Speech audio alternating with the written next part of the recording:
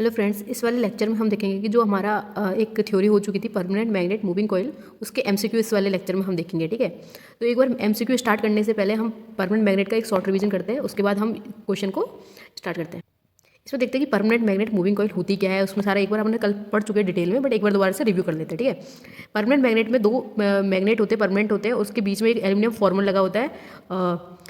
Aluminium farmer, और aluminium farmer के अंदर क्या है, एक सॉफ्ट कोर आयरन है। ठीक है, और ये किस चीज़ से लिंक होती है, स्पेंडल से। स्पेंडल की दोनों तरफ से है अपने पास स्प्रिंग, ये क्या कंट्रोल रिंग स्प्रिंग्स लगी होती है। और यहाँ पे क्या है, दोनों चीज़ों को, इनको जो स्पेंडल को सपोर्ट करने वाला है, उनको फिक्स करता है कौन चीज़, पिवोट करता है। और पिवोट्स के इधर ऊपर क्या लगी होती है, यहाँ पे अपने पास ये लगी होती है ज्वेल वीरिंग्स। और ज्वेल वीरिंग्स का मेन काम होता है जो फ्रिक्शन और टीयर एंड वियर है ना, उसको रिड्यूस करने का काम होता है। यहाँ से अपन सप्लाई देंगे, सप्लाई किससे जाएगी, अपने पास स्प्रिंग से जाएगी। स्प्रिंग्स जो ये वाले कनेक्शन को, मतलब सप्लाई को कहाँ पहुँचाएगा, अपने पास एल्यूमिनियम फॉर्मर में, और ये कोर से लिंक करके इसमें ये मूव करने लग जाएगी, जिससे कि हमारी जो क्या बोलते हैं, हमारे पॉइंटर पे रीडिंग आएगी। तो ये चीज़ हम यहाँ पे देख लेते हैं। अब देखते हैं आगे क्या है। तो इसमें देखते हैं कि जो इट कंसिस्ट ऑफ यू से परमानेंट मैग्नेट है ना, वो किस शेप का है, यू शेप का है, और एल्निको और एल्कोमैक्स से मिलकर बना होता है। ठीक है, अब इसका सेकंड फॉर्म वो है कि एल्यूमिनियम फॉर्मर, जो इसके अंदर क्या है, परमानेंट मैग्नेट में कौन सी डैम्पिंग यूज करते हैं, ऑक्सीलेशन को डैम्प आउट करने के लिए, उसमें करते हैं एडी करंट डैम्पिंग। और एडी करंट डैम्पिंग किससे प्रोवाइड होती है, एल्यूमिनियम फॉर्मर से। ठीक है, और इसमें देखते हैं कि एक डिफ्लेक्टिंग टॉर्क होता है। अपना जो पॉइंटर मूव करता है, जैसे ये अपना पॉइंटर है, तो पॉइंटर मूव कब करेगा, जब इसमें कोई डिफ्लेक्टिंग टॉर्क होती है। और डिफ्लेक्टिंग टॉर्क कौन प्रोवाइड करता है, कॉपर कॉइल।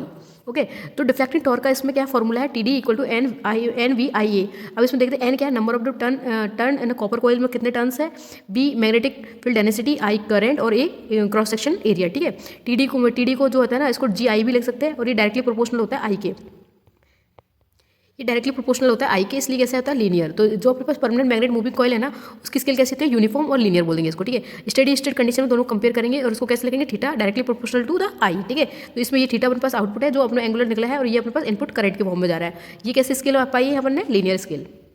अब यहाँ पे देखते हैं कि सेंसिटिविटी क्या होती है। देखिए, चेंज इन आउटपुट अपन चेंज इन इनपुट, इसमें क्या चेंज इन डेल्टा टी अपन डेल आई, अपन थीटा अपन आई लिख सकते हैं, इसको करंट है ना, जी आई इक्वल टू जो अपन टी डी, और ये अपने पास के टी सी, दोनों कंपेयर करें तो एन वी आई ए अपन के, इसको लिख सकते हैं ऐसे। तो ये अपने पास सेंसिटिविटी का फॉर्मूला लिख दिया। ओके, अब यहाँ पे अपन देख रहे हैं कि सेंसिटिविटी होती है ना, वो इसके बी के डायरेक्टली प्रोपोर्शनल होती है, मतलब दोनों ए के भी प्रोपोर्शनल है, नंबर ऑफ द टर्न्स के प्रोपोर्शनल है, बट जो अपने कॉपर कांस्टेंट स्प्रिंग की ना, जो कांस्टेंट स्प्रिंग है, उसके इन्वर्सली प्रोपोर्शनल है। तो पीएमसी की जो सेंसिटिविटी कैसी है, हाईएस्ट। ठीक है, इसके जो क्या बोलते हैं एडवांटेज ऑफ पीएमसी और एमसी मीटर के कुछ एडवांटेज है, जो मतलब क्वेश्चन में आप जो करेंगे ना, उसमें देखते हैं। ठीक है, एक स्केल कैसी यूनिफॉर्म है, सेंसिटिविटी कितनी है, हाई है, कितनी है, 20 किलो ओम पर वोल्ट टू 30 किलो ओम पर वोल्ट। ठीक है, इस कंट्रोल कौन सा है, स्प्रिंग कंट्रोल है। कौन सी वैल्यू को मेजर करना, ओनली डीसी वैल्यू को मेजर करेगा, ये एसी को मेजर ही नहीं करेगा। अगर एसी वैल्यू दे रखी है तो वहाँ पे कितना आउटपुट दिखाएगा, जीरो। ठीक है, कोई आउटपुट नहीं दिखाएगा। जब डीसी वैल्यू तो उसमें कोई फ्रिक्वेंसी नहीं है, तो फ्रिक्वेंसी एरर इसमें एब्सेंट होती है। इसमें लो पावर कंजप्शन होता है, और कितने से कितना रेंज होता है, 20 micro volt to 200 micro volt. तो इसके अंदर देखते हैं कि इसमें कौन सी डैम्पिंग यूज़ करते हैं, एडी करंट डैम्पिंग। इसमें कौन सी डैम्पिंग है, एडी करंट डैम्पिंग। इसमें एसी में सिग्नल में कोई डिफ्लेक्शन नहीं होगा, एसी पे कोई डिफ्लेक्शन नहीं, टॉक टू वेक्टर रेशियो ज़्यादा है, और इसमें सेंसिटिविटी भी हाई होती है। जो अपने पास ये लिया हुआ है ना परमानेंट मैग्नेट मूविंग कॉइल, इसका सेल्फ शिल्डिंग प्रॉपर्टी रखता है, स्मॉल साइज में होता है। इसका यूज़ एरोप्लेन, एरोस्कोप इंडस्ट्रीज में करते हैं। इसकी इंटरनल मैग्नेटिक फील्ड कितनी है, 0.1 टेस्ला टू 1 टेस्ला। सब जो सबसे हाईएस्ट, जो अपने इंस्ट्रूमेंट यूज़ लेते हैं ना मेजरमेंट में, सबसे हाईएस्ट है उनमें से सब में। और इसकी लीनियर यूनिफॉर्म स्केल है, और हाईएस्ट एक्यूरेसी भी सबसे ज़्यादा है इसमें। ठीक है, अब इसके कुछ डिसएडवांटेज पॉइंट है, उनको भी डिस्कस करते हैं। इसका डिसएडवांटेज है कि इसको एसी में यूज़ नहीं करते। सेकंड है इसमें कि इसको ओनली मतलब 100 मिली एम्पियर या 50 मिली वॉट तक ही मेजर कर सकते हैं, इससे ज़्यादा ऊपर पे वो मेजर नहीं करेगा। इसमें टेम्परेचर का इफेक्ट भी होगा। जैसे जैसे टेम्परेचर इंक्रीज होगा ना, तो टेम्परेचर की वजह से ये आपने जो मैग्नेटिक फील्ड डेंसिटी है ना, वो भी रिड्यूस हो जाती है। एक तो इसमें डिफ्लेक्टिंग टॉर्क कम हो जाएगा, कंट्रोलिंग टॉर्क कम होगा, ये वाली चीज़ कंडीशन देखते हैं। अब यहाँ पे अपन देख रहे हैं कि जैसे कि अपने पास मीटर की जो रीडिंग है ना, रेंज मेजर करने की, वो बहुत कम होती है। तो उसको इनहांस करने के लिए एक पीएमसी मीटर और पीएमसी वोल्ट मीटर, दो चीज़ दिखेंगे, और इस पे बेस पे क्वेश्चन भी आएंगे, उनको भी डिस्कस करेंगे आगे। ठीक है, आप अपन को देखते हैं कि रेंज क्या है, 0 से 5 micro ampere without any shunt. जब कोई संट नहीं है तो इतना है। To extend the range of PMC meter we connect low value of resistance. अब इसमें क्या है कि एक संट में रेजिस्टेंस कनेक्ट करेंगे, तो आरएसएस का फॉर्मूला जो याद रखना भाई, क्वेश्चन आगे भी अपने पास जो आएंगे ना क्वेश्चन, उसमें ये चीज़ आपको पुट करनी पड़ेगी। आरएम मतलब जो मीटर का जो रेजिस्टेंस रखा है ना, वो है आरएम अपॉन M-1, और M-1 का एम क्या है, मल्टीप्लायर। मल्टीप्लायर का फॉर्मूला क्या है, जो अपने पास बाद में जो आया ना current, full scale deflection new current आया ना, वो अपॉन ओल्ड करंट जो पहले से दे रखा था, उसका रेशियो। और ये हमेशा देख लेना, जो सी वैल्यू बड़ी है ना, वो ऊपर आएगी, जो छोटी है वो नीचे आएगी, क्योंकि एम होता है ना, वो हमेशा ग्रेटर देन 1 होता है। एक नॉर्मल लॉजिक देख लो।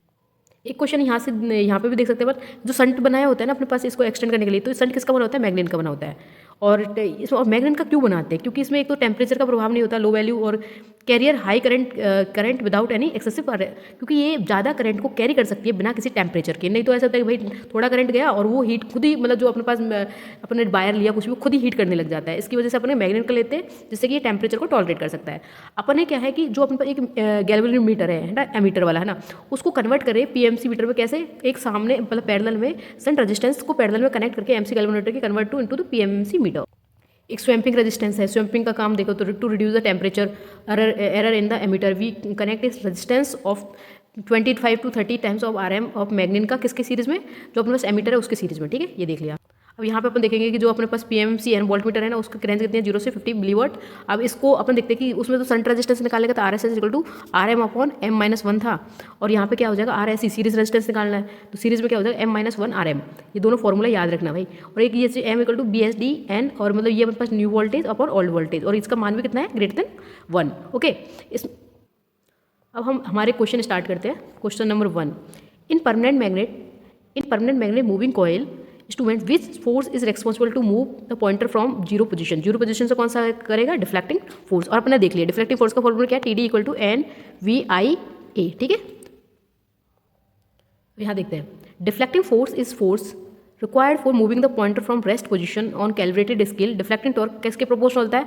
अपने पे डायरेक्टली प्रोपोर्शनल टू जो क्वांटिटी जा रही है, मतलब आई के प्रोपोर्शनल होता है। अब ये अपन ने सेकंड क्वेश्चन देखते हैं। ठीक है, और ये काफ़ी इंपॉर्टेंट भी है। सेकंड क्वेश्चन में एक, ठीक है, moving coil permanent magnet instrument can be use for measurement of. ये एसी डीसी दोनों को मेजर करता है, या डीसी को करता है, या ओनली एसी को करता है, या हाफ वेव रेक्टिफाइड डीसी को करता है। ये वाला क्वेश्चन राजस्थान जेईई में भी अपने पास, ये आरआरबी का गोरखपुर 2014 में भी ये क्वेश्चन आया हुआ है। तो मतलब ऐसे क्वेश्चन अपने मतलब जो अपना आरआरबी का एग्जाम है ना, उसमें आरआरबी है, एसएससी, उनमें एक क्वेश्चन बनते हैं। तो उसको अपन ने देखा परमानेंट मैग्नेट कौन सा ओनली किस पे काम करता है? डीसी पे। तो इसका आंसर डीसी ओनली। अपने क्वेश्चन देखते हैं third, which of the following meter is capable of measuring DC only. मतलब ऐसा कौन सा अपना पास इंस्ट्रूमेंट है, मीटर है, जो डीसी पे ही काम करता है। देखो अपने पास मूविंग आयरन है, मूविंग आयरन में एसी और डीसी दोनों चलते हैं। अपने पास और कौन सा देखा अपने पास? डायनोमीटर, जो भी देखा नहीं है। डायनोमीटर में भी एसी एंड डीसी। तो अभी तक जो देखा अपने दो, उनमें कौन सा है जो ओनली डीसी पे काम करता है? Permanent magnet moving coil. और इनमें से परमानेंट मैग्नेट कौन सा? Induction no, thermal no, moving iron no. तो इसमें कौन सा? मूविंग कॉइल मीटर, और इसको ही क्या बोलते हैं? PMMC। ओके, ये क्वेश्चन देखो कितनी सारी एग्जाम्स में आ चुका है पहले से। अब ये क्वेश्चन डिस्कस करते हैं। Advantage of PMMC instrument is that. क्या चीज़ एडवांटेज है? 4 ऑप्शन दे रखे हैं, उनमें से कौन सा PMMC का एडवांटेज है? Is free from friction, friction से फ्री होना।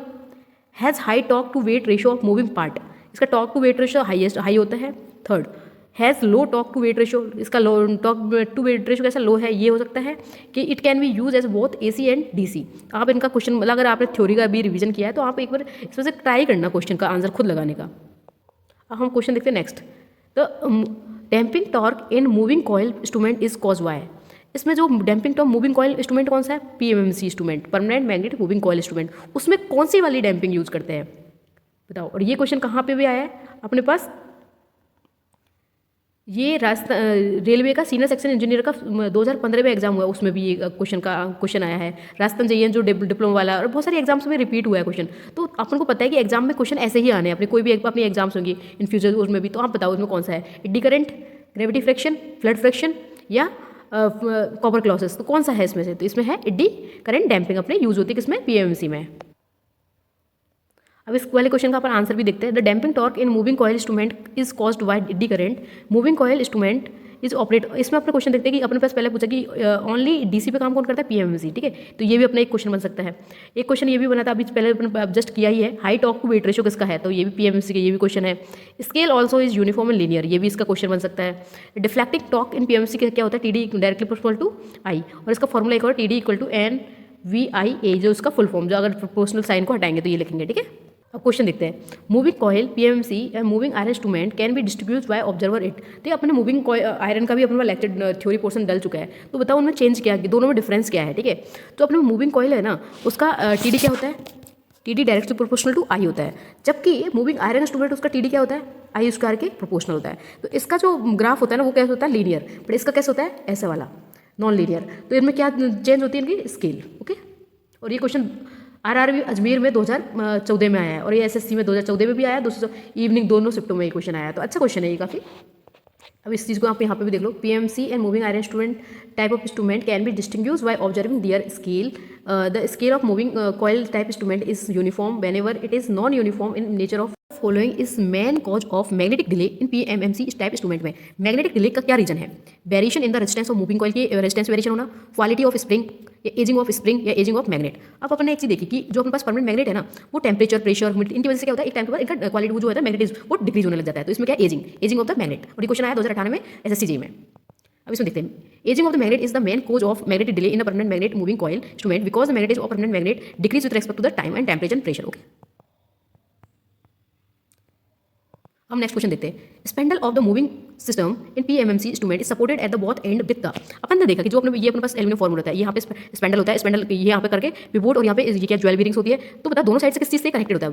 बस बीयरिंग से, ज्वेल बीयरिंग से, या गन मेटल बीयरिंग से, या स्टील बीयरिंग से? क्वेश्चन तो तुम बहुत अच्छे से बता सकते हो, ये इतनी बार रिवीजन भी कर लिया अपन ने। तो ये कहाँ है? 2019 में RRB जेई में ही आया हुआ है क्वेश्चन, है किसमें है? Jewel bearing. ठीक है, अब next question, in permanent magnet moving coil instrument deflecting torque is directly proportional. Deflecting torque किसके डायरेक्टली प्रोपोर्शनल होता है? Deflecting TD equal to NVIA। ठीक है, तो ये नंबर ऑफ टर्न्स के भी डायरेक्टली प्रोपोर्शनल है, नंबर फ्लक्स डेंसिटी के भी है, करंट के भी है और एरिया के भी है।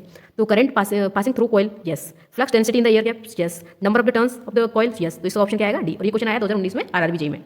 हम क्वेश्चन देखते हैं next. In PMMC instrument the torque के deflection produce in the coil, TD किसकी वजह से प्रोड्यूस होता है? इस कॉइल करंट फ्लोइंग थ्रू कैसा है? Directly proportional. तो टी आई है ना, कैसा है? डायरेक्टली प्रोपोर्शनल, इनवर्सली प्रोपोर्शनल, या directly proportional to the square, या inversely proportional to the square? बताओ, आंसर खुद ट्राई करना है इसका आंसर खुद करके एक बार कमेंट में इसका आंसर जरूर बताना कि इसका आंसर क्या है। ठीक है, अब नेक्स्ट क्वेश्चन हम देखते हैं। Moving coil permanent magnet instrument can be use by using low resistance shunt. अगर लो रेजिस्टेंस शंट, जैसे अपने पास एक ये क्या मीटर है, यहाँ पे ये लगा हुआ है, इसके क्रॉस में एक अपन ने रेजिस्टेंस लगा दिया एमीटर की, जो रीडिंग को एक्सटेंड करने के लिए। ठीक है, तो जो यहाँ पर रेजिस्टेंस होता है ना, तो मतलब अपन करंट को बाईपास करना है। करंट बाईपास कब हो जाएगा? जब यहाँ का रेजिस्टेंस लो होगा, तभी ना। अगर हाई रेजिस्टेंस होगा तो क्या इधर से करंट बाईपास होगी? नहीं होगी। तो ये कैसे होगा? लो रेजिस्टेंस होगा जिससे कि करंट बाईपास होगा। तो अपन देखते हैं बाय यूजिंग लो रेजिस्टेंस, कौन सा है? Low resistance shunt ammeter. Voltage वाले केस में क्या करते हैं कि जो यहाँ पे ये लगा होता है ना मीटर, ये अपने पास मीटर, इसके सीरीज में एक रेजिस्टेंस लगाते हैं। किस केस में? वोल्ट मीटर के केस में। एक काफ़ी अच्छा क्वेश्चन है। Due to which of the following reason bearing of PMMC instrument are made of jewel. Jewel ही क्यों, मतलब किस लिए बनाए जाते हैं मतलब PMMC में? तो to avoid the bearing and tear of moving system, to provide small support, it can easily replace, to make the system robust. What is the answer? तो इसका आंसर बताओ कमेंट में। एंड इसका आंसर है वैसे to avoid the bear and tear and to reduce the friction losses also. ठीक है, अब क्वेश्चन देखते हैं। अब न्यूमेरिकल टाइप के हैं। देखो, determine the value of current in milliampere for the full scale deflection of voltmeter when the sensitivity of the voltmeter is 50 ओम पर वोल्ट। तो अपन को पता है सेंसिटिविटी का फॉर्मूला क्या है? 1/IFST। ठीक है, और इसको अपन लिखेंगे मतलब वोल्टेज है उसके रूप में, तो BM/R। ठीक है, तो ओम पर वोल्ट इसका क्या बोलते हैं? यूनिट होती है। ठीक है, तो इसमें अपन को दे क्या रखा है? अपन को ये वाला फॉर्मूला दे रखा है, मतलब सेंसिटिविटी दे रखी है, और पूछा क्या? आई। अगर इनको इंटरचेंज कर देंगे, मतलब इसकी जगह ये पता चल जाएगा IFST, और सेंसिटिविटी के फॉर्मूला लिख दिए तो 1/50। तो कितना आंसर आएगा इसका? 0.20। इसको मिली एम्पियर में कन्वर्ट करेंगे तो 20 मिली एम्पियर। ओके, और नेक्स्ट क्वेश्चन है to determine the shunt resistance. Shunt resistance का फॉर्मूला निकाल लो पहले तो। RSH equal to RM/M-1। ठीक है, M-1 होता है। अब देखते हैं कि जो M होता है वो क्या होता है? जो अपने पास क्या मीटर का और ये वाला। ठीक है, अपन देखते हैं कि अब कौन सा वैल्यू दे रखी है, और इसमें देखें कि M हमेशा ग्रेटर देन 1 होता है, तो वैल्यू कौन सी ज़्यादा है उसको ऊपर रख देंगे। To required convert galvanometer into the meter of 40 ampere. तो क्या है अपने पास? एक करंट है। व्हेन द इंटरनल रेजिस्टेंस, मतलब RM की वैल्यू कितनी दे रखी है इसमें? 27 ohm. Value of the current for full scale deflection के लिए 0.5, फुल स्केल डिफ्लेक्शन के लिए 0.5। तो इसको M कितना निकल जाएगा अपने पास? 14/0.5। इधर से ये चल जाएगा तो ऊपर 2 मतलब 10 हो जाएगा, पॉइंट हटेगा तो 2 बार कटेगा तो 28 क्या आ गया अपने पास? M की वैल्यू। तो इसमें पुट करेंगे तो 27/28 - 1, तो 27/27 इक्वल कितना जाएगा? 1। तो इसका आंसर आ जाएगा 1, सी आंसर। खुद सॉल्व करके भी देख लेना एक बार, उनको फॉर्मूला पता है। देखो इसका फॉर्मूला, ये अपने पास मीटर करंट दे रखी है, और ये अपने पास IFST फुल स्केल। तो फुल स्केल का IFST ऊपर लिख देंगे, नीचे क्या देंगे? मीटर वाला। तो 14 0.5, इससे सॉल्व हो गया 28 है ना। और इसका शंट रेजिस्टेंस का फॉर्मूला अपन ने बता दिया RM/M-1, इससे निकल गया कितना 1। How will you convert galvanometer into ammeter, ammeter में कैसे कन्वर्ट कर रहे हैं गैल्वेनोमीटर को। तो अपन देखेंगे एक शंट में लो वैल्यू ऑफ रेजिस्टेंस को पैरेलल में लगा रहे हैं गैल्वेनोमीटर के, तो low resistance parallel with galvanometer, A answer. और ये सब चीज़ें हमने थ्योरी में लिख चुके हैं पहले से, तो वहाँ पे तुम एक बार थ्योरी पढ़ना साथ साथ में, अगर नहीं आ रहा है तो खुद डायरेक्ट आंसर मत बताना कि इसका आंसर ये है, एक बार खुद थ्योरी पढ़ के फिर कंपेयर करके फिर देखना एक बार, ओके।